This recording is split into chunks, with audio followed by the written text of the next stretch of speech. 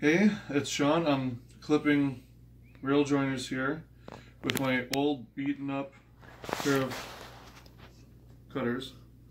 Working on building this itty bitty layout that fits under my bed so I have some place to run trains for a little bit and test stuff, make sure it works, stretch the legs a little bit on my engines, and I decided to go with this little starter set from Atlas. This guy. So I picked this up. This is the HO Snap Track starter set, code 83. Picked this up at Hiawatha Hobbies. It was on sale for $37.80. Great deal. Comes with all the track you need to create a loop with a passing siding, wire with rail joiners already attached, bulk rail joiners, and said track. So after you get some rail joiners cut, obviously you put them on your rail, and you can do it however you want, but I do it like the way you'd buy it if you bought it in bulk, with rail joiners on the opposite corners, because that's how, if you buy preformed track, that's usually how it comes, whether it's Bachman or whatnot. Keeps things simple, keeps it uniform, so you can mix and match and don't have to worry about it. They come with two Atlas switches with the throws on here. So what's nice with these is that you don't have to worry about mounting a stand. You can put this on any surface, foam, wood, whatever. But the downside is, because the profile on here is higher, and this is a sharp curve, passenger equipment, or anything with a large swing, like longer freight cars like auto racks and whatnot, might have a bit of a problem with that. So you just gotta be careful. This is better for like 40-foot freight cars, maybe 50-foot freight cars, 4-axle locomotives. I like some of the switches and stuff I have in there, the F units and whatnot. It's better suited to that kind of stuff. But a lot of things like the Athearn Genesis, SD70As, the SD60Es, even the Little Joes will run an 18-inch radius. That just gotta be a little bit careful with it. Make sure your track work is good. With this layout, I've done a couple of things. I'm trying to just use my Uber money for this. I'm not using money from my regular job and my overtime to pay for it. I'm just keeping that towards bills in the house. So this is a very realistic budget layout. Okay, it's a piece of 4x8 pink foam that I got at Menards. It's like 28 bucks or 38 bucks, whatever. It's already got the like splits put in it, so it's easy to break into pieces. I had to break a third off to get it into my car, and then to get it to fit under my bed frame, I actually had to take off almost a 2-foot chunk. So it's just over 4 feet, or excuse me, just about 6 foot. Yeah, it's just about 6 foot. So I mean, it'll still be a layout. So being that it's going under the bed, there isn't a ton of room for buildings or anything, but it's enough to just get started, and I'll kind of figure out more as I go. To put the layout back together, all I did was just kind of tape it in the meantime until I have room later to put it up on a board and give it some more support, fix it properly, and add some details later. So in the meantime, I can use the excess foam for mountains, hills, scenery. I can cut like fake structures out of it to represent other fixtures or buildings I want to put on it. So if I know I want a building next to the track, I can cut out the footprint of it with the foam, and the foam will fit underneath the bed. And then later on, when I actually have the building, and I have it assembled and weathered and detailed and everything I need, then I can replace the foam with that building. So when you go to kind of tape out or figure out where you're going to put your buildings and whatnot, a great website to look at, especially if you know that you're going to be using them, is Walther's main page. Just go search the building that you're getting, and they have the footprint for all of the Walther's buildings, whether it's the Cornerstone or Mainline or whatever. I don't know about other brands and manufacturers of buildings. I think most of them do have the footprint on there in the product description. It might also be in the instructions online. Otherwise, I'm sure you can look it up. Somewhere there's got to be information on it. But for myself, I mostly use Walther's Cornerstone buildings. So it's really easy for me to go find the footprint, measure it out, and cut foam or a piece of paper, whatever the size, so you know where it's going to fit. One of the reasons I'm starting with this layout is it's been years since I've kind of just started from scratch. So the idea is I'm going to build this layout with just a single engine and like 5 or 6 freight cars. Start very basic, something anyone can do on a very tight budget, and just kind of start up. And I mean, I'm going to use the engines I have already, but you can have whatever engine you want. A more expensive engine, a less expensive engine, engine with more detail, whatever you want. It doesn't have to be the engine I buy, obviously. So the idea is that this is going to be for anyone. Someone who's just getting in the hobby, someone who's just building a layout. Very simple stuff. Nothing to be overthought, nothing to be overly worried about. And I figure with the budget friendliness, you know, people in a small place like I have, I mean, my place is like 6 something or 7 something square feet, 700 square feet maybe. You know, that under the bed is a great place to have a layout. One, because then you're not taking up your living room space or dining room space, especially if you're big on having friends and family over, or if you just don't have the room. So say you're in college, or you're living on your own, and you can't afford a big enough place to fit your dream layout. It's something.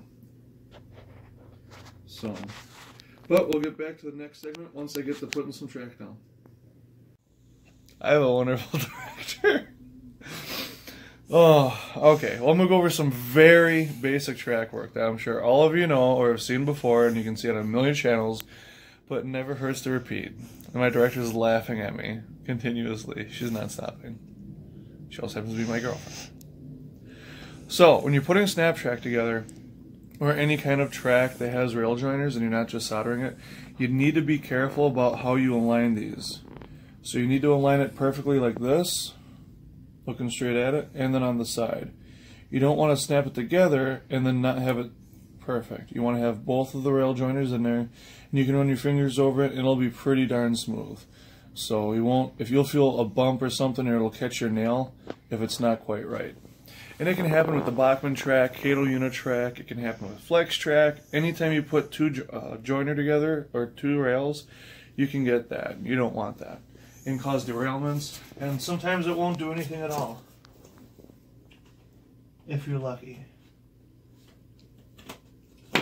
So one of the reasons I chose this plan is it's simple, and you can expand on it pretty easily. So there it is, a very basic starter layout for under 40 bucks per track.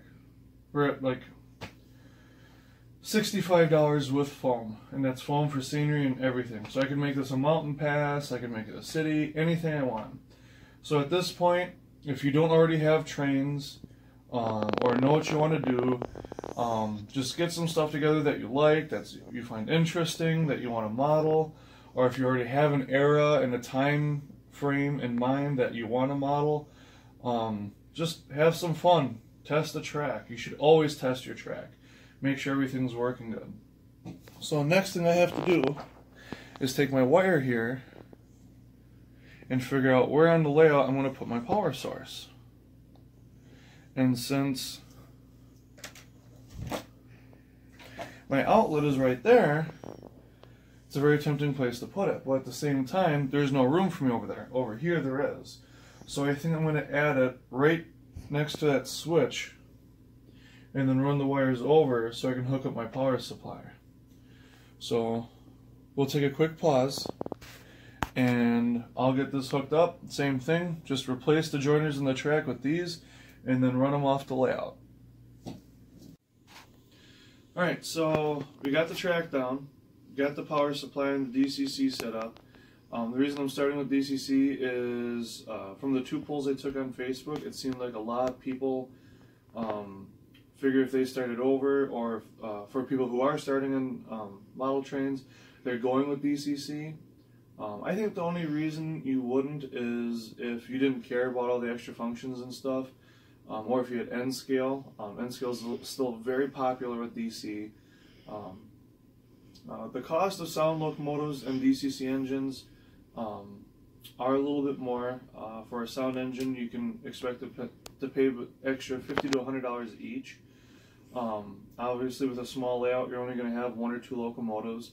The DCC system, you can pick up like a Digitrax Zephyr system or this NCE Power Cab system. This is 2.5 amps. The Zephyr system is 3 amps. This is much easier for programming and much easier to start on. The Zephyr system is, I found, quite robust. I had one for quite some time. I really enjoyed it. It is a pain to program with, which is where this comes in handy. For just regular operating, I do prefer the Zephyr system or Digitrax. So you can get into these for about between $150 and $200 new, depending on where you shop. I recommend going online, going to shows, swap meets. Buying used DCC products, I found, is not a bad thing. I bought plenty of used DCC systems over the last 5 years and used them, tried them out, sold them. The Bachmann Dynamic system, the Roco systems. I've even used the newest Loco Sound system. Wasn't a huge fan of it, but it is very advanced. It's easy to access all the extra functions. But DCC, I don't think, is too hard to start off in. You don't have to buy a sound engine right away, but you can go to Bachmann and buy a set with a sound engine and a track pack and the DCC system in it for a few $100s, and that's not a bad way to at least get your feet wet and get started. So right here so far we have about $300 worth of stuff, not including the engine. With the engine, you're probably looking at closer to $500, just because this is a Walters mainline with Loc sound.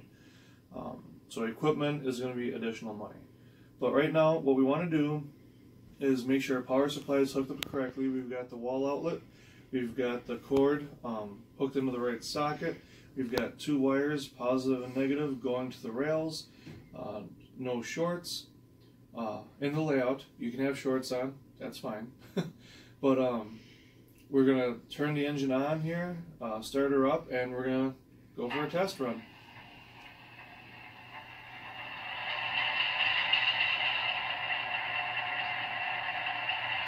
Turn on our lights.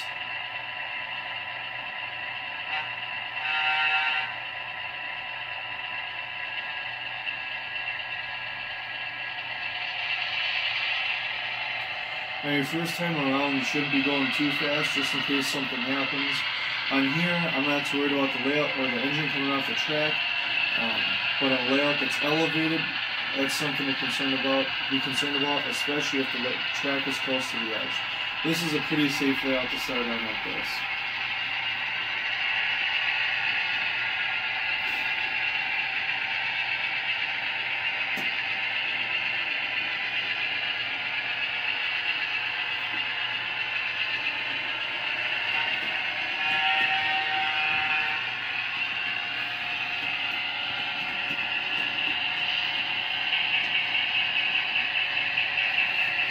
Go on the outside now.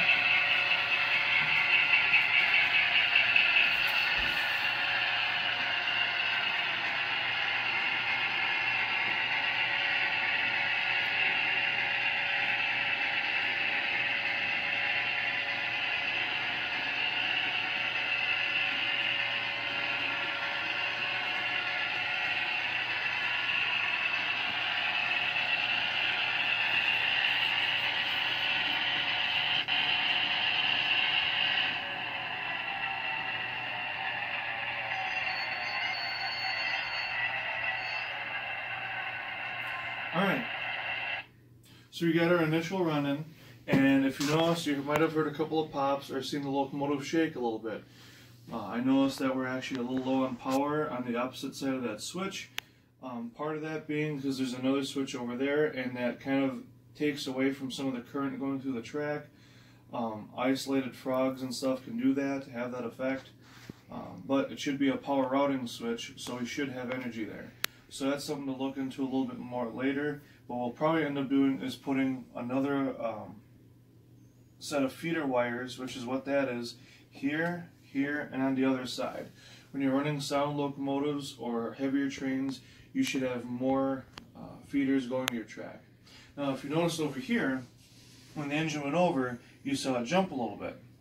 And if you feel on the track here, my finger's catching, which means something's not quite right. And if you look at it, the track wasn't quite in the joiner. So now that that's fixed. And if you heard over here before, there was a pop. While everything is smooth, that's one of the issues you come across from time to time with these Atlas switches. So Atlas switches are very affordable switches. They're not junk by any means, but they have more trouble than, say, a Pico switch would. So once in a while you'll get a pop, and that's just that you can feel here there's a little bit of a gap, and it's an inexpensive switch. It's a starter switch. So it's not something that, you know, is going to last forever. It's not something that you're going to tear up and put on another layout without some sort of trouble or work. But everything else seems to be pretty good on the track work side. So now what we're going to do is kind of figure out what we're going to do with this layout. So I really love Milwaukee Road. I really have trouble trying to pin down a specific era or location that I want to model. But I think with this layout, logging would be a really good idea. So Milwaukee Road in the Northeast had a big logging division. So lots of state cars, freight traffic, stuff like that. So I think what I'm going to do with this layout, I'm going to go downstairs later, get some state cars to use for logging here, and then get a couple box cars, and we'll see about later setting up a mill, placed for collecting lumber and whatnot, and we'll have a whole setup on here eventually of logging in the upper Northwest. So that's going to be it for now. Go out, explore, figure out what kind of track plans you want. There's a couple of different really good magazines, like this one here, 101 Track Plans. This is actually one of my favorites. I've got like 3 or 4 copies of these laying around with pages missing and stuff. There's tons of layouts in here. There's dream layouts, museum layouts, small starter layouts. There's a whole section, like here's a shelf layout right here. These are all great for just switching. If you go through, there's a bunch of little 4x8s and 4x6 layouts you can do. So they show on here all the scales and whatnot. So you know what size these squares are depending on what scale you're doing. For HO scale, it's 1 foot per square. So this would be like a 4x6 or a 4x6 or 4x7. Here's a 4x8 and whatnot. And this is actually what the Turtle River Industrial District is, the Turtle Creek Central from the Model Railroader plan that they did. So there's a bunch of different interesting stuff in here that you can go through and look at. Different plans, different ideas. A lot of these are going to be sharper curves for smaller layouts, but they do have larger layouts. Stuff that's a little bit easier. You can see this is a used book. I don't color in mine, but it's a great way to kind of get an idea of what you want to do. So here's a couple of different shelf layouts, a walk around layout,